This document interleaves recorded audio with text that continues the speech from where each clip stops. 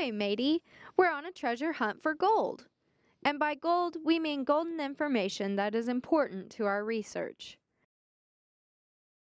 Whenever we research a topic using Google, such as how to create a treasure map, we get tons of articles on our topic. But how do you know that the treasure or research you found is real or belongs in Davy Jones' locker? You do this by asking some questions about your research.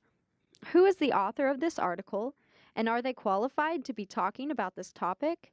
Do I like this source because they agree with my opinion, or is it because they provide good and unbiased information?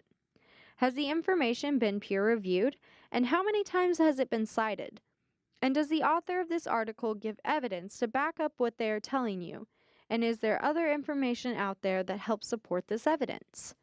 By asking these questions, you'll be able to tell if the research you found is the buried treasure, or good for you to use.